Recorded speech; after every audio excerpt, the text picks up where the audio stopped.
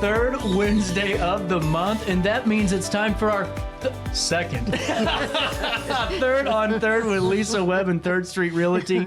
Right off the bat, Lisa, our audience might be getting a little tired of hearing me talk about my home buying process, but I've been serious. I mean, from all my craziness that I threw on you the first time we met, which was pretty overwhelming, I might add. You have really I'm telling you, I came in and didn't know what I wanted to do. I just knew the location. We'll get to that later. But I mean, just from the step one to where we are now, life's pretty good for me. And it's all because of just our conversations, the advocacy, and the guidance. And, you know, right off the bat, I'm feeling pretty good about this. That's good. I'm glad. I'm glad that you're trying to go as stress-free as possible.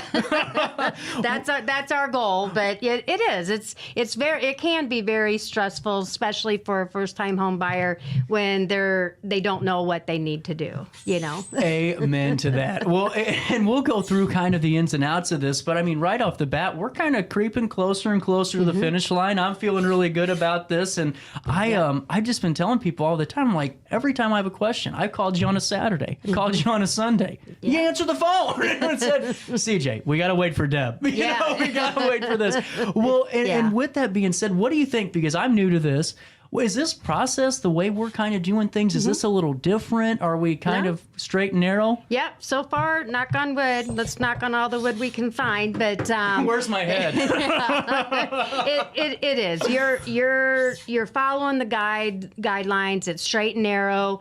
Communication is the key thing. So if you don't know, ask. Because if you don't ask, then you're going to not know what's going on.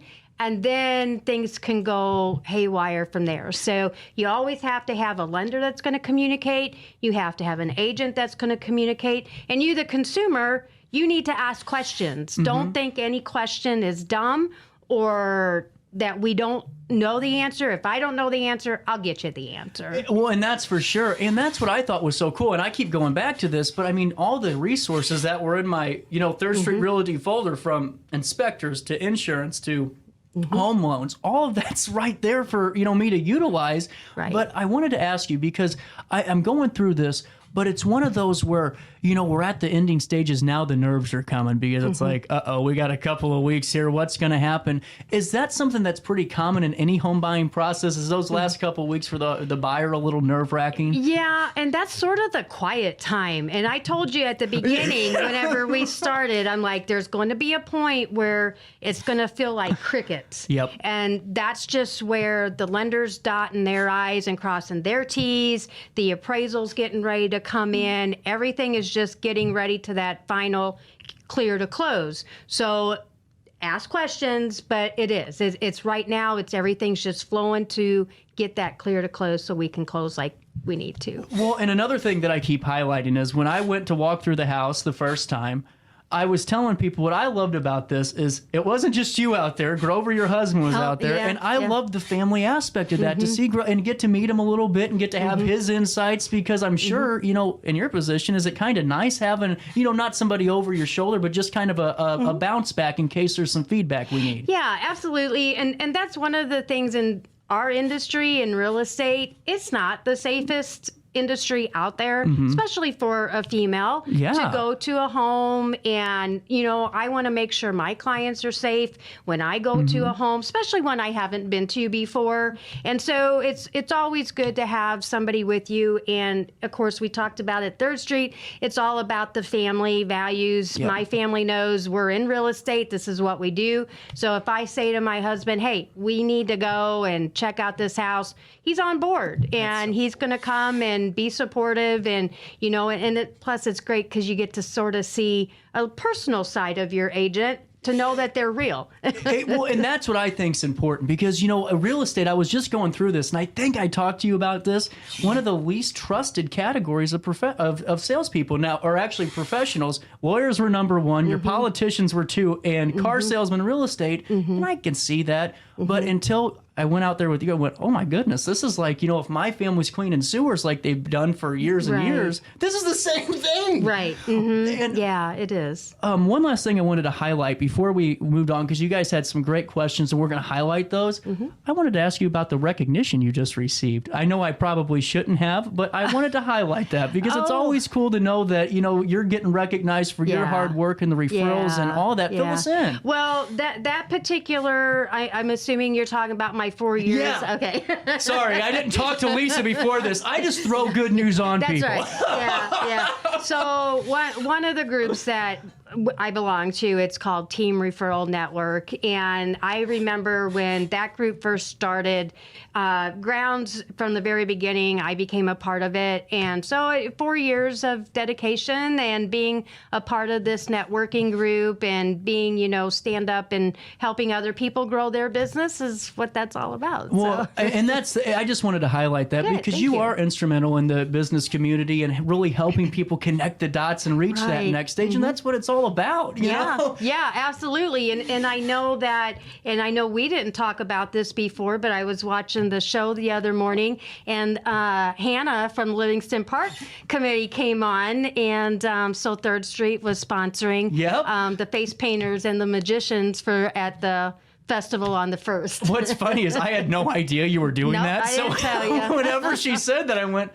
well, wait a minute here. I'm liking this. And it's really important to me, though, to know that, you're really involved in the community. You're here. You aren't just getting a commission check and running. You're here to support and build. Right. And I really mean that. So one thing I wanted to highlight is when we first met, and I kind of touched on this earlier, and we were meeting in your office, you said, well, is there a location? And, because I may or may not have went to the Bad Z app, I looked at a house and I went, this is perfect for me because I wanted North Alton, but I wanted North Alton in a certain part. And we sat there and talked, and you said, well, fill out this form for me. And I said, okay, I'll fill this out. And I may or may not have filled the form out to match the exact house I was looking at on Zillow and cheated. Yeah. But the reason is that to me was perfect because I'm near everybody, I'm near work. But it also came to the point of I'm looking on, the app and I'm looking on the MLS. There's not very many houses around. No, there's not. Inventory is still super low. And it makes it hard for a buyer to find something. And it's even hard for somebody that needs to sell because they're worried, oh my gosh, I have to sell my house. And where am I going to go? Right. So it can be very trying with low inventory. Well, and I didn't even think about that aspect because I just got to move. I ain't got to sell nothing, But I mean, to me, I didn't think if you're a family and you're selling a house and you're buying in a tight market, better move quick. Yeah. And we're not going to get all involved in the numbers a whole lot. No. But just to give, in the last 14 days, I pulled a little bit of the numbers this morning before I came. And we had talked about some of the hot areas, and there's all the areas are hot for their own reason. Right. So if you're looking for an investment, there's certain areas that are hot for that. If you're looking for a family home based on a school, there's certain areas that are hot for that. But I pulled Alton, Bethalto, Godfrey, Roxana, and Edwardsville. Those are some of our main communities that families go to for whatever reason. And I was really surprised in the last 14 days, 0 properties have sold in Roxana. Really? So it was just like, there's just not anything there that has closed. And I was really surprised with Alton had 21 closings within the last 14 days. Bethalto has 4. Godfrey has 9. And then Edwardsville had 19. So Edwardsville, that's your SIU. Yep. That's, to me, that's a hot area. Without a doubt. Just because you have people coming from all over. Students, you have close to Missouri, it's so growing and close to highways. But there just isn't a lot going on with activity. So in the past 14 days, that's sort of some of the numbers that I came up with, just so people can get an idea. Now, keep in mind, if you're having these close and you don't have inventory coming in, then you don't have anything to replace these. So that's sort of where it comes into the seller's market, a neutral market, and a buyer's market. So right now we're in a seller's market, but it doesn't necessarily mean it's the greatest for the seller, just because they have to have somewhere to go. Exactly. Well, and see, that's what I find fascinating is because, you think, oh man, these houses are going and they're going, well, where are you going to go, after you sell? Yeah. And now the pricing, of course, it's like with anything with consumers, if you have low, then your price is high. So they're getting good value still for their homes, but they have to be able to go somewhere. So that leads me to my next point. We had some good text questions come in. Our first time to actually get text the first time. I was happy with that. So good. If you have any more questions, we'll answer them the next time too. I like that kind of, personal touch to it. Well, one in particular, I felt like they were trying to trick me, or maybe you, I don't know. But this was a very intelligent kind of question. It was pretty pointed. It was about buying in a tight market. Yeah. And let me tell you, I'm your guy to talk to on That's this. right. Well, and the good thing, whenever I was going over the question, and I went back to the National Association of Realtors, and I thought, well, I'm just going to I know what a tight market is. I'm just going to see what the Association of Realtors feels to see if I was on board with our great minds thinking alike, which we were. But the good thing is that you'll be happy to know that you did everything that we needed to do in buying in a tight market. So when you go through that, you got pre-qualified ahead of time. You and I had that conversation. We need to know what you're going to spend, not what you can afford. We need to know what you can afford, not what the beings say, yes, you can buy $1 million house. No, CJ, I need to know what you can afford. Then we need to get it approved. Can I touch on that real quick? Because I had calls, and I made jokes about this before with, a Fairway Mortgage or whatever calling me going, hey, we're approving you for $150. Yeah. Out of what? Yeah, out of what? And so when we had that conversation, it was really, that's the first big step for me was that initial is be realistic. Don't lie. What can you afford? What are you bringing into the table? They're going to find out anyway. Yeah, absolutely. Upfront and honesty is key. And then the second step was keep in close contact with your real estate agent. So that's where you and we talked, we outlined things, we communicated. Again, communication is key. Yep. So we communicated, here's what's going to happen, here's what needs to take place.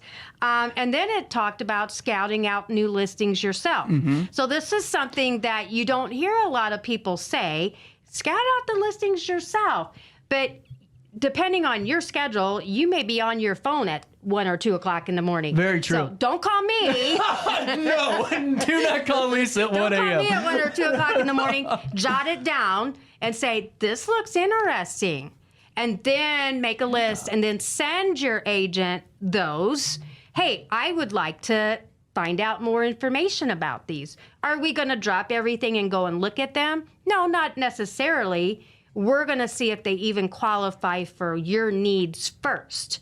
So once we check that off, then we look at scheduling and setting up appointments. I didn't realize that, to be honest, because I knew what we were talking about today, but I didn't realize that's exactly what we did. That's actually really coincident because I didn't know. I just kind of came in, but we did. We had 2 houses. One was, by the way, I got lucky. That one was in a bidding war that I showed you to that ranch and went for $20,000 over. I couldn't afford that, but it was just that first step. And we're going to touch base on that. Ooh, look at me. I'm pulling out all the stops. Another icebreaker too. The first time we had our segment, I was sicker than a dog. I had all this cold medicine. And Lisa Webb, thank you for sticking through with this. Back to the buying in a tight market. But we really did. That's exactly what we did. Here's a house 1, here's house 2. And you said, and you were even, I'll be honest, you said, CJ, are you sure this is where you want to be? Because once things start moving, they're going to move pretty quick. Yeah. And it did. Yeah. So then it goes into be ready to make your decision, which we just talked about. We had to make sure, are you ready? Because once you sign on that dotted line, we're going. Yeah. You're in it. You jumped and we're going to go forward. Then it talks about keeping your contingencies to a minimum. So what that means is when we're in a tight market like this, you need to have an agent that's going to fully understand to you the process of home inspections, appraisals, closing costs needed, if you have to sell a house to buy a house, those are all considered contingencies. So we don't want to come in, lowball somebody with their offer, and then say, oh, by the way, I need $5,000 in seller credits. I want everything repaired. We don't want to do that in a tight market because your offer isn't going to be competitive. It's not going to get noticed by the seller. The seller has to make the decision, but you want to be competitive with your offer. Not to jump in on this because I love the point, but for you as an agent, when you have a client saying, let's do this, but doing exactly what you just said, lowballing and wanting contingencies, do you even submit that offer? Do you have a conversation going, guys? I have a conversation, but what people fail to understand is that we are required. Gotcha. We have to submit that offer. So if CJ says, I want to give $10,000 on a $100,000 house, right, we're going to have a serious conversation. But bottom line is, I have to present all offers. That's very interesting. You need to know, like, and trust your agent and be able to comprehend what they're saying to you. Wow. Okay. See, now I did not know that. Yes. There you go. I'm learning today. So then the last thing that we talk about is exactly what you said about the bidding war. Mm-hmm. So it says, do not get caught in a buying frenzy. So how many times, and maybe you haven't, but have you been to an auction before? Well, not a real estate auction. I've been to regular auction. Oh yeah, I have. Yes, when absolutely. You're there and you're raising that, and your butterflies are going, and you're like just raising your hand. How easy is it to start going, oh no, I just bought this and paid way more than what I wanted to? I literally did that 3 months ago in February. I went about 200 over the actual retail price of an item. Yeah. And waking up the next day to feel my pocket lighter did not feel good. So it's the same thing. You get into a multiple offer situation, and it's very easy for a buyer to I want this house. At all costs, I want this house. I'm going to go up. I'm going to raise my price. I'm going to give $20,000 over, $30,000 over. And as a real estate agent, it is my job to make sure that my buyer understands what that means. So that means you're coming in at $20,000 over asking. That means if you have to sell your house tomorrow, you better be prepared to bring money to the table to be able to sell it, because you probably will have to. I didn't even think about that, because if you're putting $20,000 in extra, you're gonna have to get that money recouped somehow. Yes. Mm-hmm. Or otherwise you're going under. And yes. Is that why, especially in the north, and just here locally, I know it's all across the Riverbend region, but in North Alton, I was seeing houses that are 700 square feet, and they might have had new paint. They were going for $115,000, and they're nice houses. Yeah. But that wouldn't be the price point for me. Right. Yes, exactly. Now you do have a few obstacles that you have to overcome. So if you're coming in over, then yes, it has to appraise. And if it doesn't appraise, we had this conversation before, there's choices. You can either bring extra, the seller could come down on the price, or you guys could meet together and share it, or you can walk away. But who wants to do that? Thank you. Who, especially you, right. Like a new home buyer, you're not experienced home buyer. So it's not like this is your second home, your third home, whatever. You don't want to have to take that extra stress on of going, okay, what am I going to do? That didn't appraise, and now you're looking at extra fees and going into all of that. So don't get caught up in a buyer frenzy. It's very easy to do. Not so much now as it was back a year ago, but it's still there. How many times did you have to talk your current or a prospective buyer off the cliff during last year's frenzy? Because I couldn't believe how fast houses were going last year. Yeah, and I know I had a couple young families that were buying, and they were very stressed. I had one family that, and when she listens, she's going to know who she is. But I had one family, she was going to buy a new construction, sight unseen. She called me on the phone. The lot was in a subdivision that she wanted. And she said, Lisa, I want to put in a contract. We want to put in a contract now. And I said, whoa. Oh, wow. No, you're not. Because we've been looking in that subdivision for a long time, trying to get a house, and they kept getting Gotcha. beat out. Yeah. And she's like, this is it. We're going to put it in. It's new construction. I said, okay, let's do this. We're going to talk to the contractor. We're going to go look at the spec homes. Oh. Let's see what they look like first. Yeah. She goes, okay. So we went and we looked at 3 different homes that resembled this layout. She hated all of them. Hated all of them. Wow. So I'm like, and now she has a very beautiful home. She loves her home, and it's not in the subdivision that she originally wanted. This home she loves even more.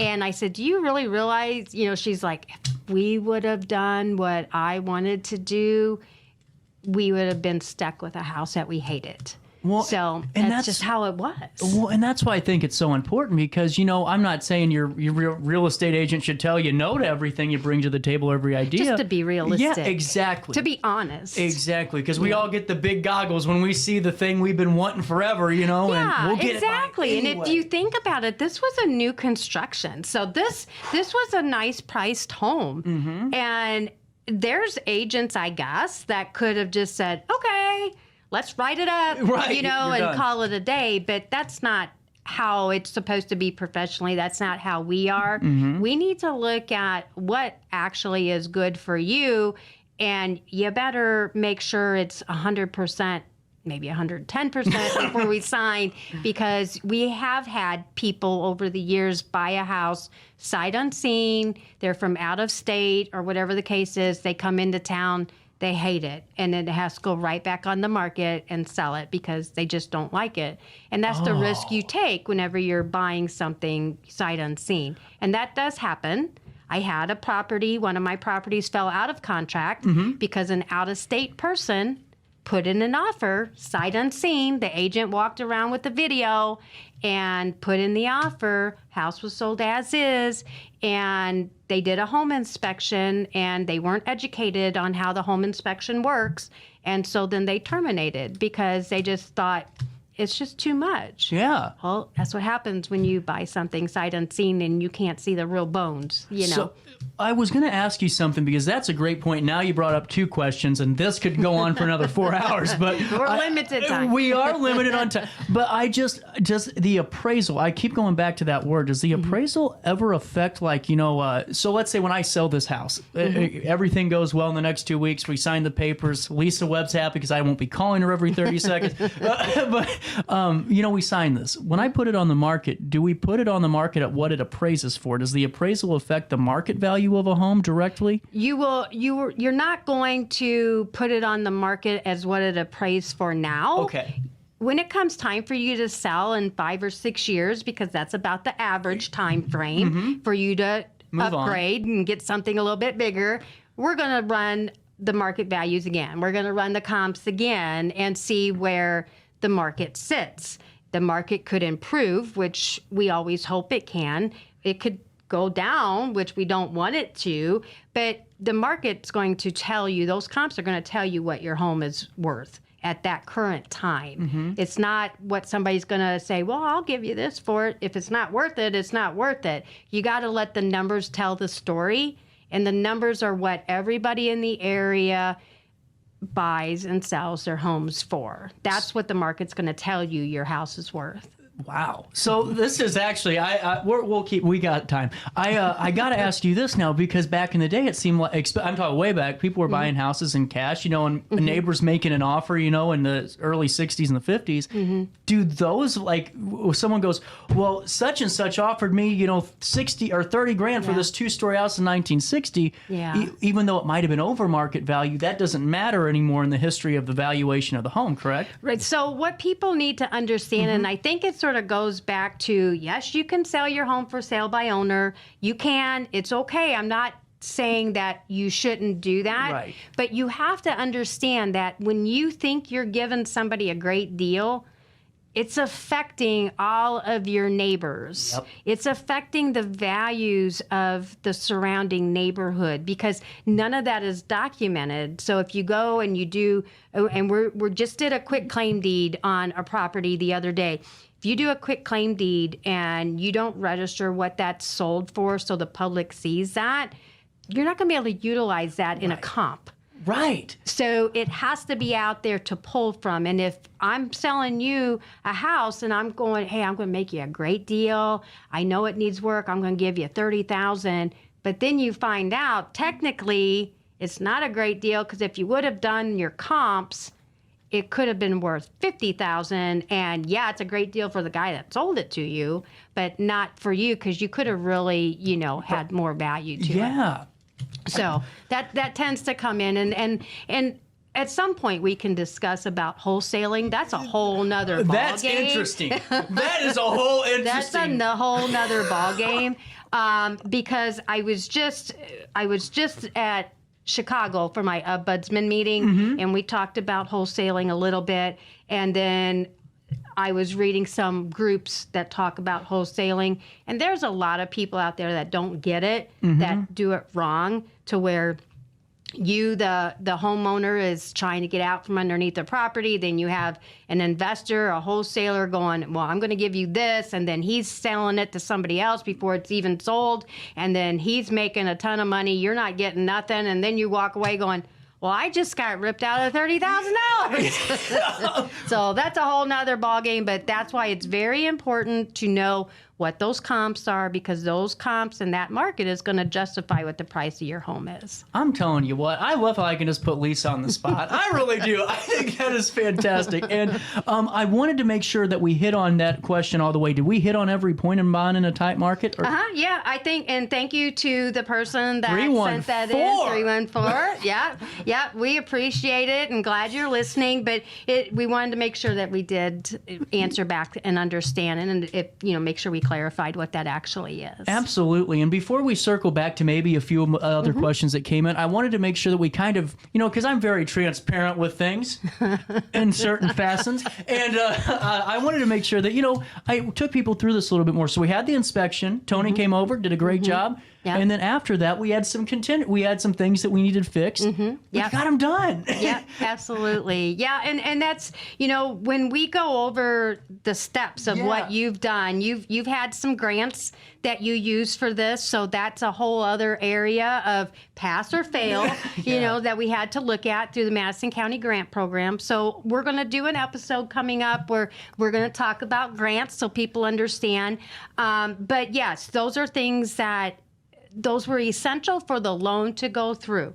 So when it's essential for the loan to go through, we always want to make sure that that's something that we address with the seller. Yeah. And me, as if I had the listing, I would want to know those things. We want to make sure that if this is all I need for my seller to be happy, then I want to have that conversation. If this is all that we need for CJ to get his house, then we want to have that conversation with the listing agent to make sure that we get those things taken care of for you, not only to help you with your lending, but to help you move into a safe home. Exactly. Because that's what's important. Without a doubt. And I just wanted to highlight that because you guys have no idea how many times I have texted Lisa in the last 3 weeks. And I mean, and it's always at the worst time possible. Not worst time, but it's always like, I get this thought at like 10:30 at night, and I'm like, oh, okay, now I got to text Lisa in the morning, and now I got to think about this.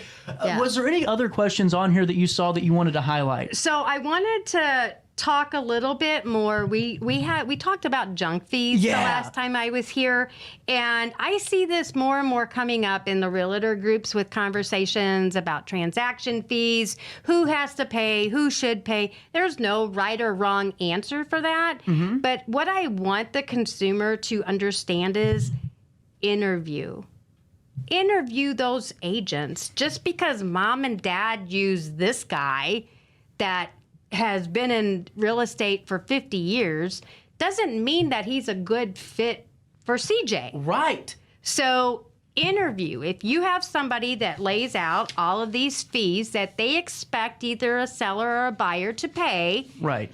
Interview somebody else. You have that option. Just like if you were going to go to have surgery, you may want to get a second opinion. So get a second opinion on your real estate brokerage as well. Just because they've been doing it for 50 years doesn't mean that they're the best fit for you. Right. So you can always negotiate and discuss those things. Without a doubt. And on the top of that, I mean, it's one of those where you hit it right on the head. Well, mom and dad used them. Well, to me, mom and dad had a whole different ballgame going on back then. Right. You know? Yeah, exactly. And in today's society, things change, technology changes, communication changes. So if you have an agency that they have so many clients that they cannot answer their phone over the weekend, then you seriously need to look at interviewing some more people, especially like you. Right. You're the type of person that on a Saturday or a Sunday or a Father's Day, if you have a question, you want to be able to at least get some type of answer or text to where you can get in touch with them. Not saying that it's bad not to be able to communicate on the weekend, but for a young person like you, everybody's different. So interview somebody that's going to fit your needs, because we're not all cookie cutters. Right. So. And now that's a huge point too. Now, have you met with somebody that's buying and or selling and they want to use you, but you're meeting and you're going, hey, I don't know if I'm the best fit for you in this transaction. I've had a few Have over you? the years where I'm like, I'm not sure if their expectations for me is something that I really can represent them well. Gotcha. But we have that conversation. I will tell them the reasoning for, and I'll say, here's our timeline. We're going to do this, but in 2 weeks, we're reevaluating this. Right.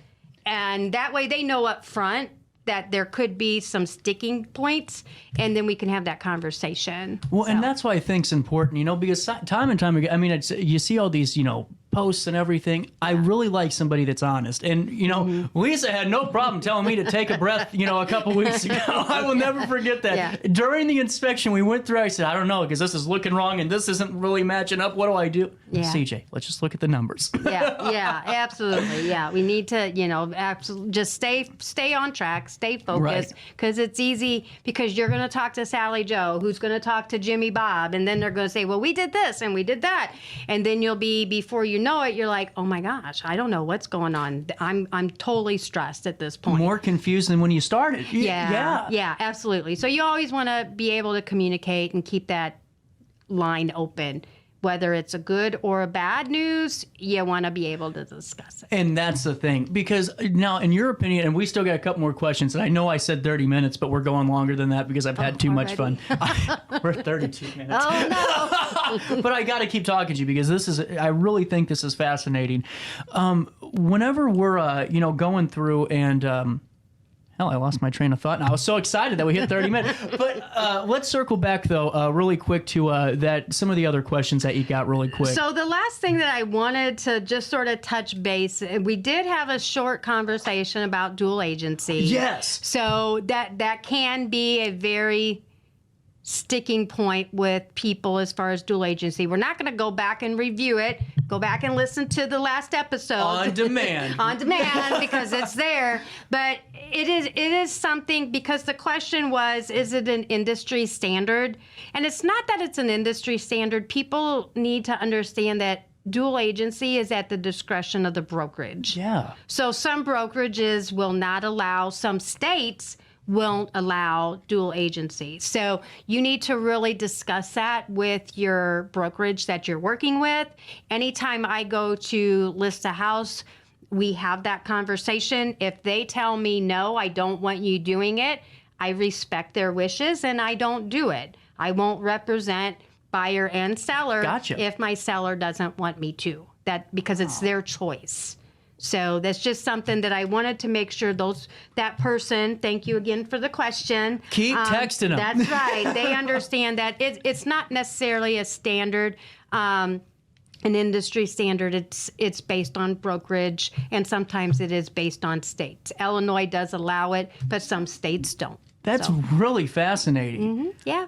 Well, did we hit all the text questions? I think we did. I think we got everything that we needed to follow up with people. So we always encourage people to reach out and send CJ those text messages, and we'll address them as we can and keep people apprised of what's going on with you. Absolutely. And for more information, thirdstreetrealty.com, or you can just listen to the show every day when I talk about how great Lisa Webb is.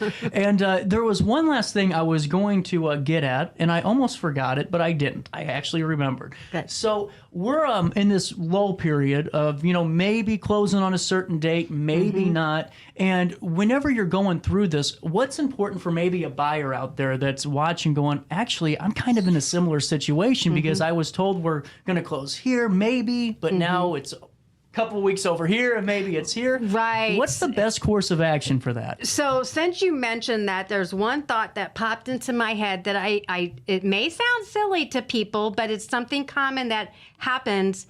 People don't realize that you have to close during the week, during business hours. I did not know that. I thought I was going to pitch a Saturday. I really did. I was going to call you and say, can we do Saturday morning? Yeah. Well, and since you mentioned that, it made me think of some scenarios that have happened. You have to be prepared to discuss with your employer that you need to have at least a morning or an afternoon or all day off because you have to close during the week, during business hours. Most people cannot close on Saturdays, especially if you have to fund on your loan. That's a whole nother episode. But keep in mind, we will discuss funding coming up. This is so cool. But yes, you do, so you need to be prepared and you need to be upfront with your employer and be prepared to be able to switch if you need to. Now, we will do everything in our power to make sure that we stay on track per the contract, because when we roll our contract, we put our closing date. That's when we originally want to close. Yep. So if it cannot happen, it has to be approved by several people. It's not just us going willy-nilly, let's move it back. It has to go through a process. And that's a very important process, too. It is, yeah. There's a lot of domino effects that can happen, especially if it's multiple sales of multiple properties, moving into other things. So it can be a very bad domino effect. Again, it goes back to your communication. You have to be able to communicate not only with your lender, with your listing agent, and the selling agent and the consumer. Well, and that's why I think this has been so easy. Because the first week was rough. I'll be honest with you guys. I'll raise my hand and say, I'm a little scared. But, it was all about, we didn't stop communicating. It was just, here's what we got to do. And this is why, and honestly, Lisa, I'm so glad that you and I started working together, because if I had another agent, knowing, especially for me in my situation, because a lot of people know me in town that are agents and they do things. Yeah. Well, I'm also a radio host, and I also use a lot of big words and try to describe things differently. And I didn't want somebody to cater to that going, oh, well, it's just CJ. He'll take care of that, or I needed somebody to hold me accountable, and I needed somebody that's transparent and it's going to say, listen, Jim down the street might tell you that's a great idea. I'm telling you, let's rethink that and just think about it for a few days, and then we'll talk. Yeah, and absolutely. I couldn't have asked for a better advocate. Good. Because at Third Street Real Estate, Third Street Realty, I promise I get paid to do this job. Family values matter, and I felt like I was a part of your family, every part of this process, because you took that arm out and you cared for me, and she'll help you do the same. So if you're a first-time home buyer, you're selling, buying for the 800th time, or you're working on that unfortunate and uncomfortable situation of a short sale or a foreclosure. Yeah. Lisa Webb is here to help you and your family, and I love this. This was a lot better than the first time we did it. I'm not dying. We were able to have a conversation. She has a clear mind. I'm glad you do. And, you didn't have to carry the segment. We were able to talk this time, and I really appreciate it because, like I said, we'll talk for 30 minutes, but when it's good educational material, I'll talk about it all day long. And that's what we want. That's what we want the listeners to have. They want, education, walk away with some value. Absolutely. So send your text questions in if you haven't yet, because that's might be how we kind of decide what our next segment will be. With that being said, Lisa Webb, anything coming down the pipeline we need to highlight real quick? No, we just need to keep you moving forward, and we do have some listings coming up that are going to be in the works, so watch out for them. One in Bethalto, and so that's a good area to look at. Hot place. Hot place, yeah. So just stay on the lookout for that. More to come. Absolutely. ThirdStRealty.com, right there on the bottom of the screen. That is ThirdStRealty.com. ThirdStreetRealty.com. Third on Third with Lisa Webb. Thank you so much. I'll see you next month. Okay. Actually, no, you won't. You'll see me in a few weeks. Yeah. We'll be back with more of our daily show after this.